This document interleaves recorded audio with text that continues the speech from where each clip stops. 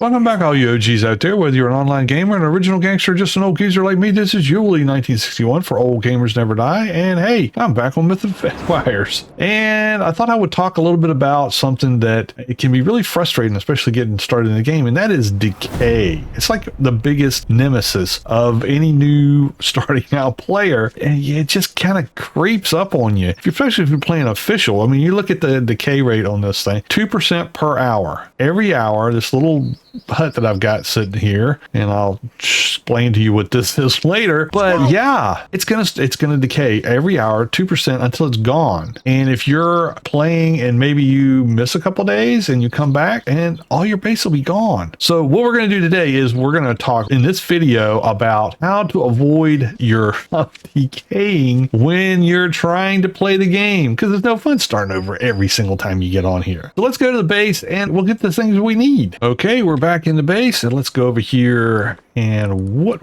are we going to need? This is what we're going to want: a territory banner. What the territory banner is going to do is it's going to give you a 48-hour reprieve from decay. 48 hours real time, not game time, real time. Now, okay, you'll say 48 hours is 2 days. It's not really going to give me a lot of help, but it can be renewed. And frankly, if you can get in there and get yourself started, it'll be fine. So what do we need to build this thing? We need some straw rope, which I've got plenty of right there. We're going to need some branches, and we're going to need some crude hide. So I have all that in my box here. We're going to get some crude hide, and we're going to get some branches. Okay. Yes, I've been farming a little bit in between episodes. Okay, so we've got that, and we go build this in our inventory. Double click, and it will make it. Doesn't take long. Ta-da. Okay, now, because that little hut that I've got over here has been decaying a little bit, we're going to need to fix it up. So we're going to bring some rocks with us. I don't know how many we're going to need, but that's probably plenty. Let's take those. Okay, so we got some rope, we got some branches. Yeah, we should be good. All right, let's go. We're going to go back over here, and we're going to set this thing up. All right, we're back here.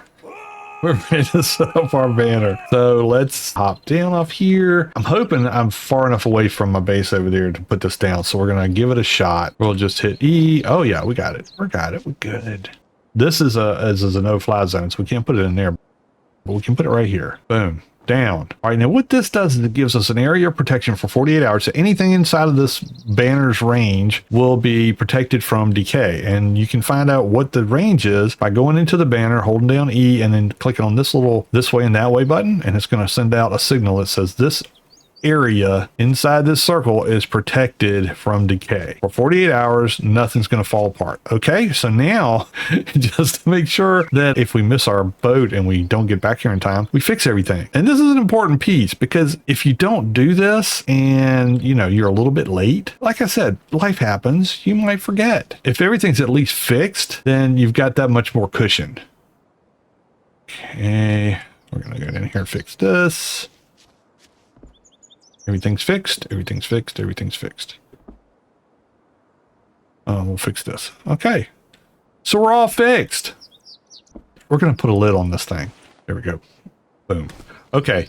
All beautiful, perfectly fixed. And this is going to stay for 48 hours. And you're saying, okay, 48 hours. Big freaking deal. All right. 48 hours is enough time, if you're playing, to get in and start building some other things. Now, there's a lot of workshops in this game, and I can't tell you that it's going to get any better. But if you will put your banner down for your first little hut, and then, well, we're back over at the base. And remember when I told you that right from the very start, you need to set up a guild, even if you're playing solo. Let me show you how this is going to come into play here, because you're going to need to build this building, and you can't build it unless you have a guild. So if we go into our inventory and we go to the banner, this guild, and then you look down here at the guild tech, this is where you can advance your skills if you're in a guild to build different workshops and different cool things. So the first thing you're going to do is craft this guild workshop. You do that in your inventory. Scroll down here, and it ain't cheap. I mean, just getting started, it's 12 copper ingots, 35 clay, 25 rubble, and 50 branches. So you're gonna have to collect that, and once you get that, you can build this in your inventory. This is the blueprint. So once you get that built, you'll go and set it down, and you're going to have to add resources to it until it fills all of the building in so that it looks like this. It's got a lot of different components to it. And if I didn't have one already built, I would be able to show you how that works. Anyway, another video maybe. I think we're going to do a restart on the series. But anyway, so here we go. We got a guild workshop. And in the guild workshop, if you go into the workbench here, you can see the first thing here is a boundary marker. This boundary marker is what makes it so you can take that 48-hour banner and turn it into a 2-week-long suspension on Decay for your area. So the way this works is you'll build this, again, the blueprint, basically, in your guild workshop. It's not cheap. It's 15 copper ingots, 45 clay, 35 stone, and 18 hardwood. And you're going to have to get the furnace to make the ingots. So they don't bother telling you that. No, I mean, you're going to build that anyway. You're going to have that. It's okay. You got to build it. So then what you'll end up with is the opportunity to put this up. And this little puppy here, the boundary marker, it's a lot of things. You can upgrade it so that it has a bigger area of influence. You can change the protection. If you're playing PvP, there's different protection settings in here and the times that you want to be invulnerable, basically. And you have to buy that. You're going to have resources to put in there to get that. You can sell resources. Once you do some of your basic quests, you can put resources in here and then click on them and sell them. You can get blessings here. Now, this is really important, especially getting started. You can, and I've already bought a couple today, so it's a little bit more expensive, but you can use copper coins and get a XP bonus. You can get a proficiency bonus. You can get a gathering rate bonus. You can get a carrying capacity bonus. You can help your warriors gain XP and proficiency, and you can even get your horse to gain some experience, all by paying for these blessings, and each one of these lasts for about an hour. So that's just some of the extra stuff that this does. But what you really want to put it down to start with is this feature here. So just like that banner out there, if we click on this button here, you're going to see the range that it protects. Now I've upgraded mine twice, so the range is a little bit larger than it starts out. But even when it started out, it was pretty substantial. It's bigger than the banner, and it lasts for a week. And you say, but Yuli, you just told me it would last for 2 weeks. Well, you can pre-purchase a week, and the resources involved are not hard to get. I mean, it's 100 branches, 100 rubble, and 200 grass.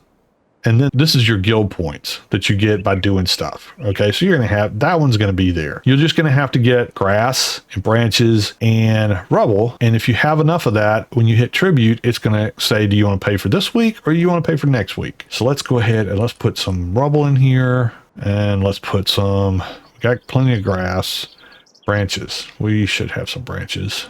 85. I need 100. Okay. We'll go get some branches real quick.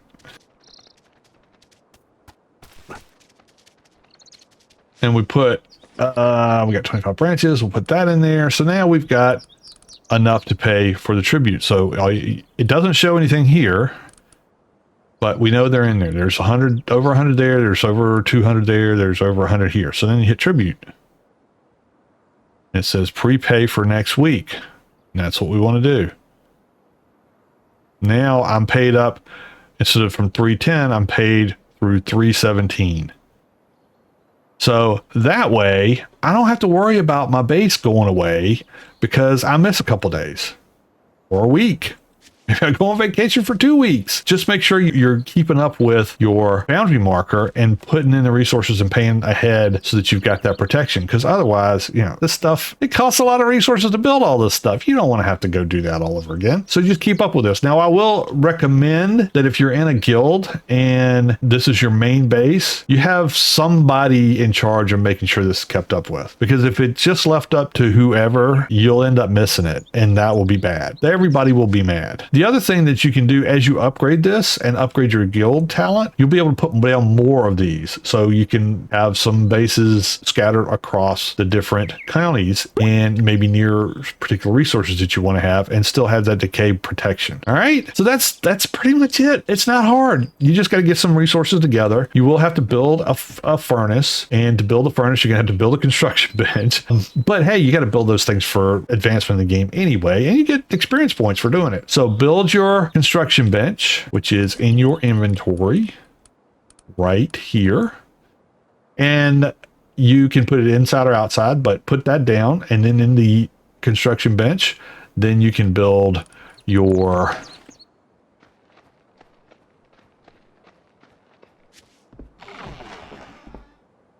build all kind of things in here, but that's when you can build your furnace.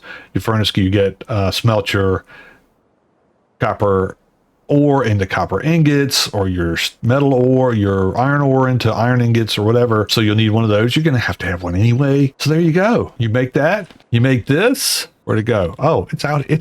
You make the construction bench. With the construction bench, you make the furnace. With the furnace, you make copper ingots. And then you can build your boundary marker and survive a little bit longer. You know, then you'll just have to worry about other things killing you and wrecking your base, but it won't be from decay anymore. All right, well, I promised that I would tell you what this little contraption is for, and some of you may have figured it out, but here's the thing. If you come into this box and you try to go up these steps, the door blocks you. You can't get up there. You have to crouch to get up here. And the reason it's here is because right inside there's an enemy camp, and they have level 30 elites in there and a bunch of other folks. So if I get my bow out, let's get that marker off the map. That's just annoying. Control, click, that goes away. Okay, now, so you see those guys over there, they are going to be level 30 or 28. And if I could shoot my bow a bit. And so I come over here and I can kite them over. Usually I can get them to just one, which is the ideal situation. And what I want to do is get them to come in here. And I got two. If I can't get them to come in here, as long as I can get them so that they don't hit me with whatever they're using as missile weapons, then I'm okay. And I can just sit here and plink away at them in relative safety, and the game's lagging, until they are dead. Now you want to, if you're going to do something like this in this higher level NPCs, you're going to want to have a lot of arrows and several bows, because your bows will end up breaking while you're doing this, unless you got really high quality stuff. This is a way for you to get these guys at still a pretty low level, because you're fairly well protected. You need to repair this box every so often, but you can get them a lot of times to come all the way into the box to the doorway, and if you can do that, it makes it really easy to knock one out and take it to your rack and put them on there. I've got a quest, kill a bunch of these guys, so this is what I'm going to do. It may be a cheesy way to do it, but it works. And when you're low level, you're kind of squishy, so take every advantage you can get. All right, so we got this guy. Let's see what we ended up with. Quick loot. Okay, we got a couple of skill fragments on 37 copper, and we'll get all that stuff. So this is a quick way for you to get higher level NPCs either down or in a situation where you can knock them out and put them in your torture racks.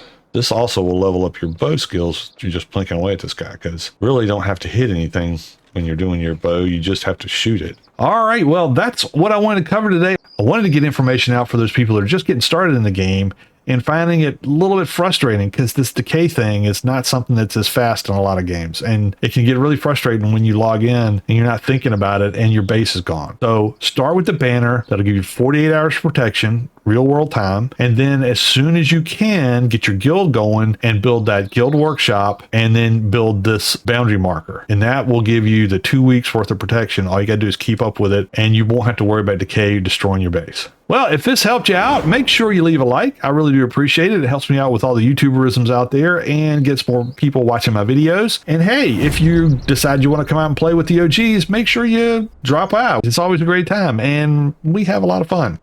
All right, well, y'all take care, stay safe, be good to each other. And until next time, this is Yuli signing out.